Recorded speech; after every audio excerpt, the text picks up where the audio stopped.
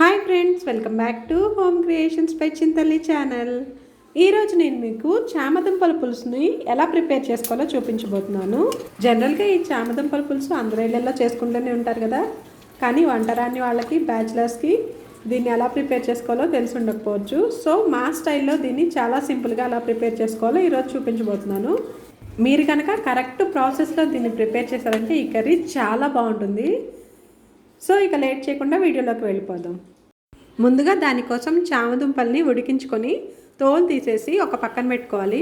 మీకు దుంపలు చిన్న చిన్నగా ఉన్నాయంటే సేమ్ అట్లా వదిలేయచ్చు. ఒకవేళ పెద్దగా ఉన్నాయంటే ఇక్కడ వీడియోలో చూపిస్తున్నట్లు చిన్న చిన్న ముక్కలుగా కట్ చేసుకోవాలి. నెక్స్ట్ స్టవ్ ఆన్ చేసి ఒక కడాయిని పెట్టుకొని 2 టేబుల్ స్పూన్స్ ఆయిల్ హీట్ చేసుకోవాలి. ఆయిల్ కొద్దిగా హీట్ అయిన తర్వాత ఇందులోకి తాలింపు గింజల్ని యాడ్ చేసుకోవాలి. దానికోసం కొద్దిగా ఆవాలు, సాయిపప్పు, జీలకర్ర, ఒక ఎండుమిర్చి, అలాగే కొద్దిగా కరివేపాకుని యాడ్ చేసుకొని 1 మినిట్ పాటు ఫ్రై చేసుకోవాలి.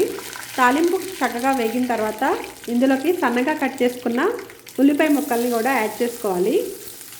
నెక్స్ట్ 4 లేదా 5 పచ్చిమిర్చిని ఘాట్లు పెట్టుకొని యాడ్ చేసుకోవాలి.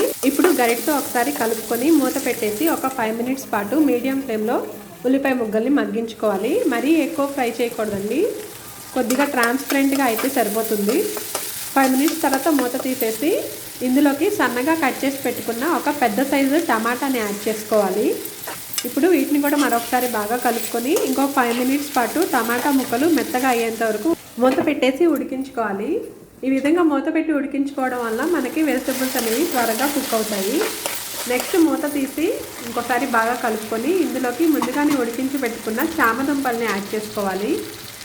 ఇప్పుడు ఇందులోకి రుచికి సరిపడా సాల్ట్, 1/2 టేబుల్ స్పూన్ పసుపు, అలాగే 2 టేబుల్ స్పూన్స్ కారాన్ని యాడ్ చేసుకొని మరొకసారి మొత్తం కలిసేటట్టు గరిటతో కలుపుకోవాలి.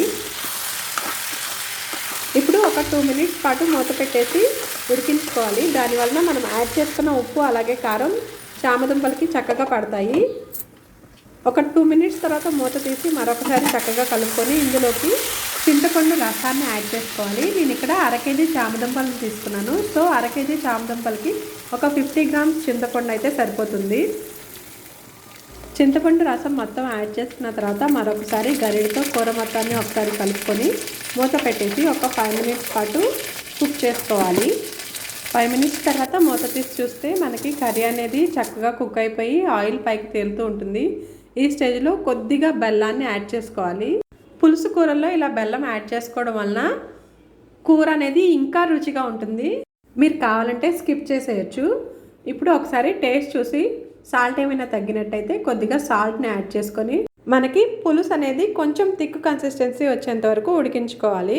ఫైనల్గా ఇందులోకి సన్నగా తరిగి పెట్టుకున్న కొత్తిమీరని యాడ్ చేసుకుంటే ఎంతో టేస్టీగా ఉండే చామదుంపల పులుసు రెడీ అయిపోతుంది.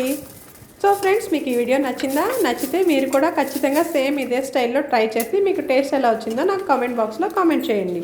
అలాగే వీడియోని లైక్ చేసి మీ ఫ్రెండ్స్ అండ్ ఫ్యామిలీ మెంబర్స్కి ఫార్వర్డ్ చేయండి.